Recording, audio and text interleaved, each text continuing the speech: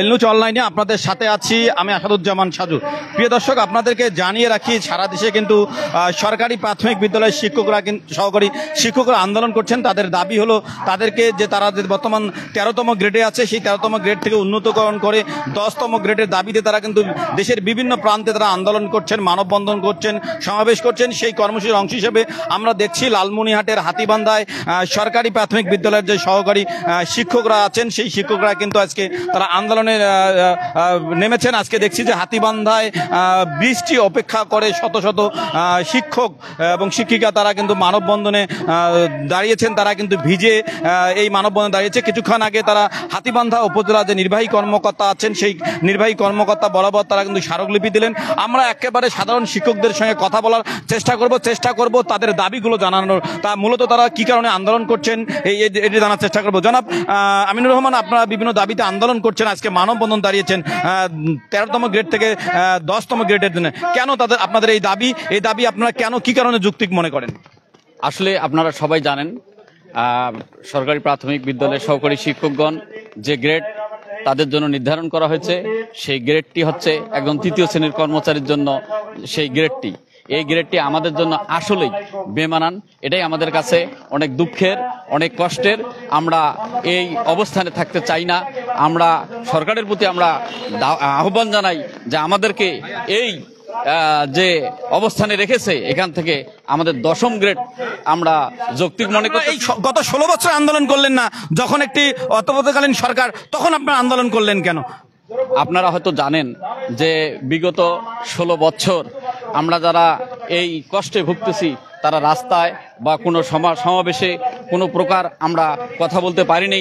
আমাদের বাক স্বাধীনতা হরণ করা হয়েছিল, যে জন্যই আমরা আজকে অনেক আনন্দিত। অনেক শিক্ষক আমাদের মাঝে এসে এই দাবি করতেছি এবং আজকে যে আমরা এখানে কথা বলতে পারতেছি এটাই আমাদের কাছে অনেক আনন্দের, অনেক খুশির।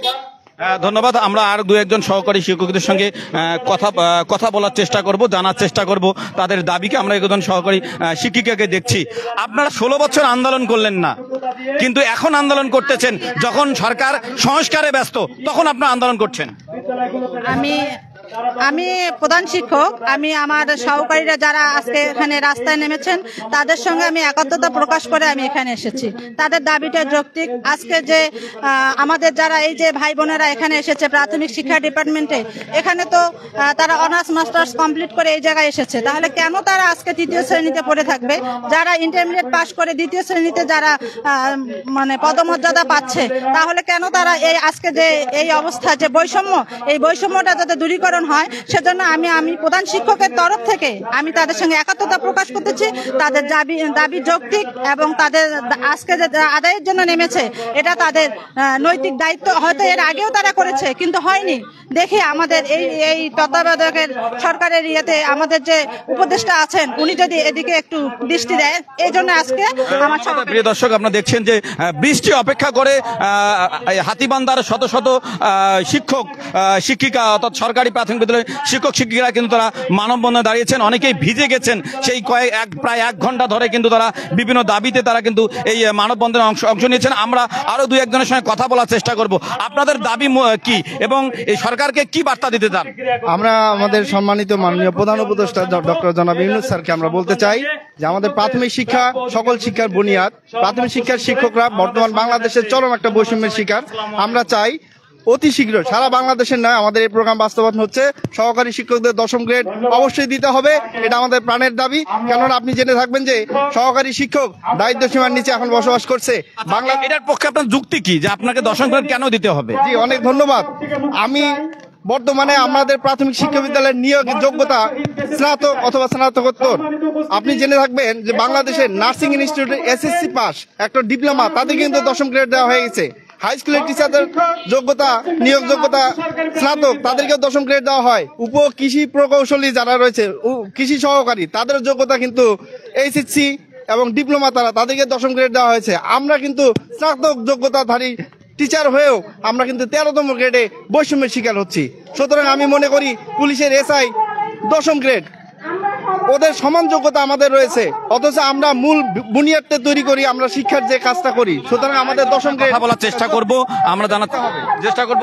আপনারা এই বৃষ্টিতে ভিজে বাংলাদেশ সরকারের প্রধান উপদেষ্টাদের কাছে আপনারা কি দাবি করছেন এবং আপনাদের আন্দোলন কিভাবে চলবে, মূলত আপনার এটার শেষ কোথায়? ধন্যবাদ জনাব আসাদুজ্জামান সাজু। আসলে আমরা শিক্ষক, আমরা হচ্ছি জাতি গড়ার কারিগর, কিন্তু সমাজে আমরা তৃতীয় শ্রেণীর কর্মচারী হিসাবে আমাদের কোনো মর্যাদা নেই। আমরা একজন তৃতীয় শ্রেণীর কর্মচারী, আমরা সামাজিকভাবে মর্যাদা নিয়ে আমরা বেঁচে থাকতে চাই। তার ওই লক্ষ্যে আজকের এই 10ম গ্রেড দাবি আদায়ের লক্ষ্যে আমাদের আজকের এই মানববন্ধন কর্মসূচি। ধন্যবাদ। প্রিয় দর্শক, আপনাদেরকে আবারও জানিয়ে রাখি যে সরকারি প্রাথমিক বিদ্যালয়ের সহকারী শিক্ষকরা কিন্তু তারা সারা দেশে কিন্তু তারা আন্দোলন করছেন। তাদের মূলত দাবি হলো যে তারা 13তম গ্রেড থেকে 10ম গ্রেডে চান। তাদের যে যৌক্তিক দাবি সেটি হলো পিয়নরাও কিন্তু 13তম গ্রেডে, তাহলে তারা কি পিয়নের মর্যাদায় তারা শিক্ষক? পাশাপাশি তারা বলছেন তারা যেমন ডিগ্রি পাস করে এ পেশায় আসেন, ডিগ্রি পাস করে অন্য পেশায় যারা গিয়েছেন, অন্য জায়গায় গিয়েছেন, তাদেরকে 10ম গ্রেড দেওয়া হয়েছে এবং তাদের প্রতি বহুরী আচরণ করা হচ্ছে। তারা বলছেন যে বৈষম্যের বিরুদ্ধে বাংলাদেশ, সেই বাংলাদেশে কেন বৈষম্য থাকবে? তারা বলছেন যে বৈষম্য বিরোধী এই সরকার যেন তাদের প্রতি যে বৈষম্য আচরণ করা হয়েছে সেই বৈষম্য দূর করে তাদেরকে যেন 10ম গ্রেড দেওয়া হয়, এমন